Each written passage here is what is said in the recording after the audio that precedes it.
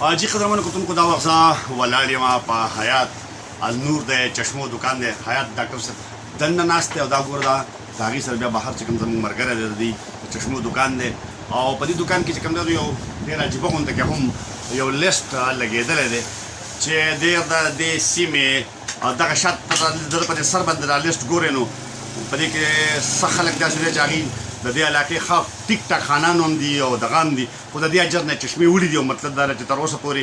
پیسې نه ورکوي نو دا هم ډېر د افسوس خبره ده چې د ډېرو ښو خلکو نومونه چې کوم دی هغه زه اوس اخیستی هم نه شم ځکه چې د هغې دپاره ډېره د شرم خبره ده چې د ده نه چشمې او دغه وړي دي او لکه مطلب ده چې هغه پیسې نه ورکوي خو دې سره سره مونږ ته دلته سره مونږ سره بابا ناست دی پراز د دې نوم د شاته دې د هسبنډ دي او بیا چې کوم دی نو د هسبنډ نه دې درې طرف ته راغلي دي او دا د نواب د وختو نوکر دی چې کله شاهجان نواب صاحب چې کوم دی نو د هغه نوابي ختمېده دی د هغه وخت نه چې کوم دی نو لکه د هغې نوکرو او د ده سره به خبرې کوو چې یاره نوابي څنګه وه او د هغه وخت نوکران چې کوم دی نو خلک ډېر زیات فریادي دي د هغې نه نو په دغه واله به د سره خبرې کوو تاسې یې واورئ بسم الله الرحمن الرحیم حاجي کتونکو دا وخت مونږ سره بابا ناست دی مخکې چې کوم دی نو هسبنډ کې اوس درې راموړې ته چې کوم دی نو کډه راولې ده خو دی د دیر چې کوم پخوانی نواب و چې په 1965 کې یا په 2 کې چې کوم دی د هغې د دیر نوابي ختمه شوې وه نو د هغه وخت د هغه نوکر دی ډېر تاریخي او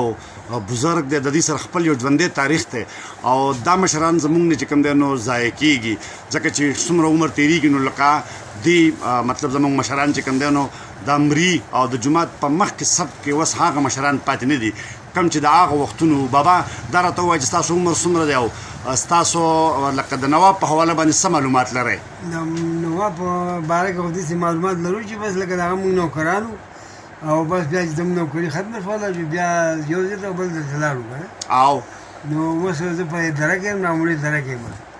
خلک وایي چې د نواب نوکران چې کوم دی ډېر زیات ظالمان وو نه ظالمان نه وو ګوره اوس ته یو کار وکړه اوس تا دا پولیس پرېږدي نه دي پرېږدي که نه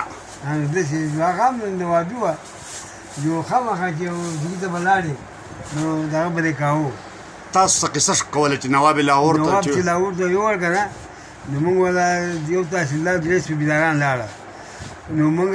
ورته وایي چې تا به دستخط کړی وی نه به راتلی هغه وایي چې دستخط مې نه کوم نه کومه هغه ورته وایي چې صوبیداران ورته ولې نه کوې وی نه کوم وی تا رستجیل څه راوړی ما دل نه یو غیرت راوړی یو مې د برکت راوړی دا خبره وه نواب صاحب دا خبره کوي شاهجان نواب صاحب شاهجان صاحب ها یو مې د برکت راوړ یو مې د غیرت راوړ لکه برکت بیا پاتې نه شو بیا به شو د نوابي دور متعلق خلک ډېر زیات فریادونه کوي دا ولې کوي نو هغه بس دا سړي خپل عمل دی او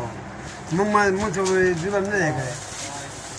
نه و چا به نوې دروازه نه شو جوړولی مطلب دا دی چې نوی کور به نه شو جوړولی هغه خو داسې مسلې ده که نه زما ورور یې ښه هوښیار سړی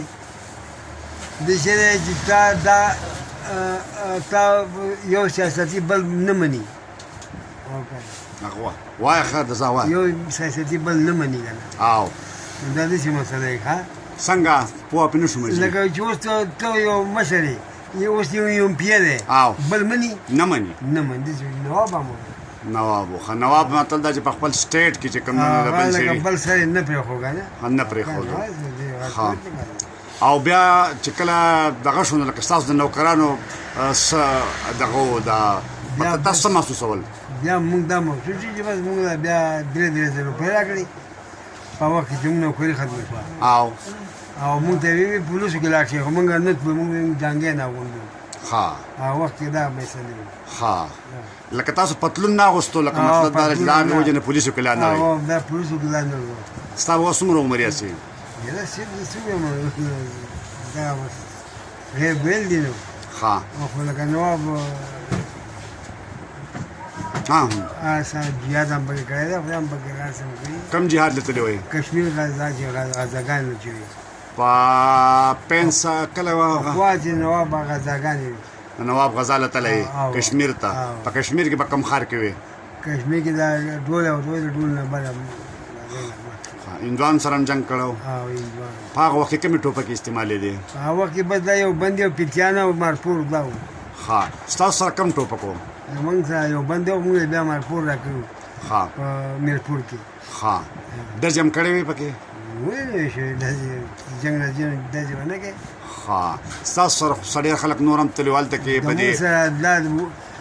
دا انګریزي دا خلک ټول تللی وو او د سیند تللی وو او دا تیمرګي سیند نه دی او او او او دا غفار میجر دا زامن نه دی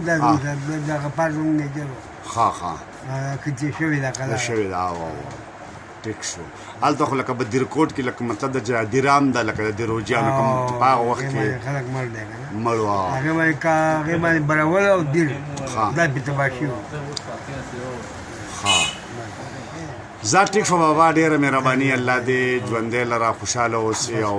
وس هم ډېر لوی دغه دی چې تاسو په دې عمر کې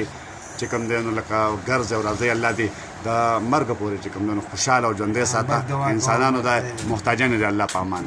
ډېره مهرباني